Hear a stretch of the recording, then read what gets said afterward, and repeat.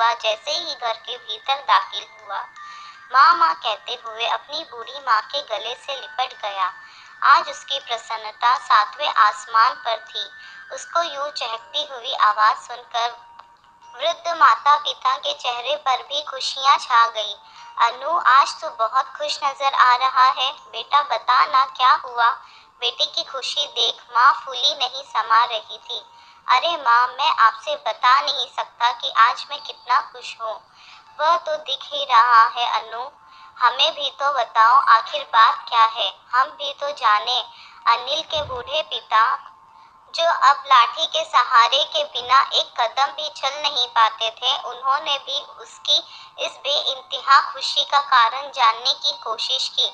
अनिल तेज कदमों से पिताजी के पास जाकर सोफे पर बैठ गया और कहने लगा, मुझे आशीर्वाद दीजिए पिताजी, मुझे नौकरी मिल गई है। अरे वाह, भगवान तेरा लाख लाख शुक्र है।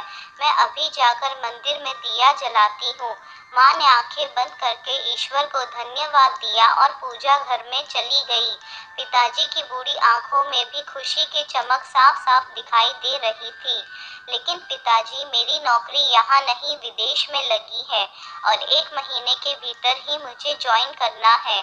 तो इसमें क्या समस्या है अनु? ये तो बहुत बड़ी खुशखबरी है। आज तुम्हें गर्व से हमारा सीना चौड़ा कर दिया है।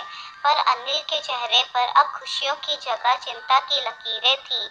ओह, अब समझ में आया, तुम्हें हम दो बूढ़ा बूढ़ी की चिंता सता रही है ना, कि तुम्हारे बिना हम दोनों कैसे रहेंगे। नहीं नहीं अनु, हमारी फिक्र बिल्कुल भी मत करो, तुम्हारी खुशी में ही हमारी खुशी है। पिताजी की यह बात सुनकर अनिल असमंजस में पड़ गया कि क्या कहे और कैसे कहे कि बात कुछ और है। तभी माँ ने भी खुशी खुशी कमरे में प्रवेश किया। हाँ अनु, तुम हमारी तरफ से बिल्कुल निश्चिंत रहो, हम सब संभाल लेंगे बेटा। तुम खुशी खुशी विदेश जाने की तैयारी करो। और फिर तेरी बहन स्नेहा भी तो है, वह भी आती जाती रहती है। माँ ने भी अपनी बात कहते हुए अनिल को निश्चिंत रहने की सलाह दी। पर माँ, बात यह नहीं है जो आप समझ रहे हैं। अनिल के चेहरे की रौनक अचानक से गायब हो गई थी। चिंता की लकीरों ने उसे कस कर जकड़ रखा था। फिर क्या बात है बेटा, एक बार कहो तो। जब तक तुम कहोगे नहीं तब तक समस्या का समाधान नहीं निकलेगा। माँ, दरअसल विदेश जाने के लिए मुझे 10 से 12 लाख रुपयों की जरूरत है। उसका इंतजाम कहाँ से होगा? अनिल की बात सुनते ही बूढ़े माता पिता के चेहरे की हंसी भी गायब हो गई। माँ, पिताजी, अगर आप लोगों को बुरा न लगे तो मेरे पास एक योजना है। बुरा क्यों लगेगा बेटा, तुम कहो तो। अनु, उनके चेहरे की चिंता की लकीरें और गहरी गई।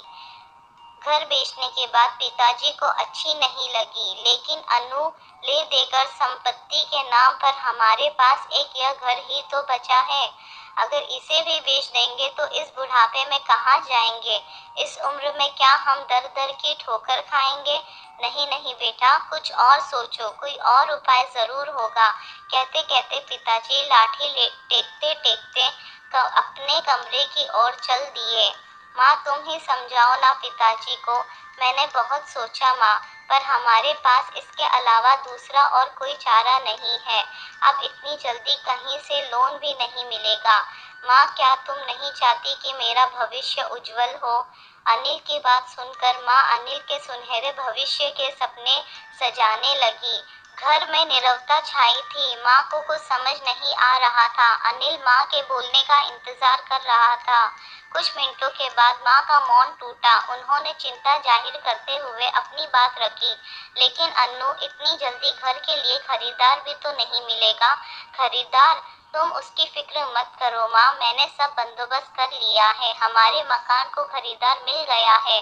दलाल और खरीदार दोनों बस आते ही होंगे। और वैसे भी माँ, आप ही तो कहती हो ना कि आप लोगों के बाद यह घर मेरा ही है, तो देखो अब यह मेरे ही काम आ रहा है। अनिल बोल ही रहा था कि तत्क्षण दरवाजे पर किसी ने दस्तक दी।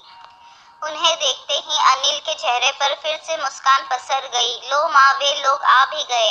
अनिल ने उनसे कुछ बातें की और पेपर कलम लाकर माँ को थमाते हुए कहा, माँ, मेरी अच्छी माँ, इस पर दस्तखत कर दो ना।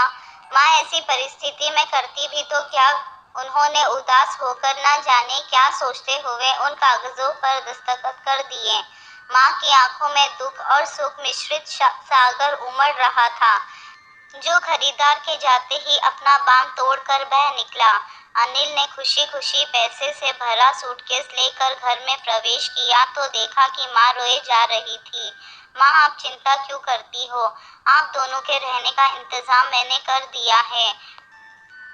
माँ कुछ समझ नहीं पा रही थी और चकित निगाहों से बेटे अनिल को ही देखी जा रही थी। बोला, माँ, पास ही एक बहुत बढ़िया वृद्धाश्रम है, मैं उसके मैनेजर से भी मिल आया हूँ। आप लोगों के रहने सहने का बहुत बेहतरीन इंतजाम है वहाँ।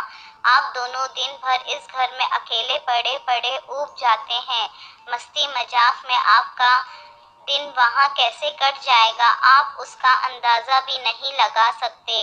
माँ, वहाँ आपको आपकी उम्र के ढेर सारे लोग मिलेंगे। चेहरे पर झूठी मुस्कान सजाए माँ भीतर ही भीतर टूट रही थी, लेकिन उसके टूटने की आवाज उसके इकलौते बेटे के कानों तक नहीं पहुँच पा रही थी।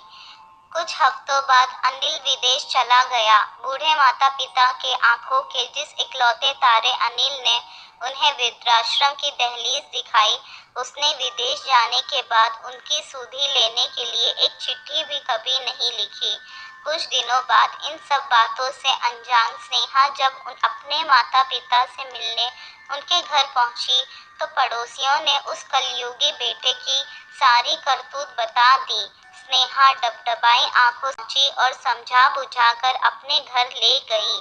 जिस बेटे अनिल को अपने माता पिता को आश्रम में छोड़ने में संकोच नहीं हुआ, वही बेटी स्नेहा से अपने माता पिता का दर्द और दशा देखी नहीं गई। जिस बेटे को अपना सब कुछ दे दिया और उसने क्या किया, उनकी बची हुई जिंदगी के बारे में कुछ नहीं सोचा, बस अपने भविष्य की चिंता करी और अपने बूढ़े माँ बाप को अकेला छोड़कर विदेश चला गया। और एक तरफ उनकी बेटी स्नेहा है, जो एक पल भी अपने माता पिता को ऐसे जीने के लिए आश्रम में छोड़ नहीं सकी और उसने औलाद होने का कर्तव्य निभाया। तो यही होता है एक बेटे और बेटी में फर्क।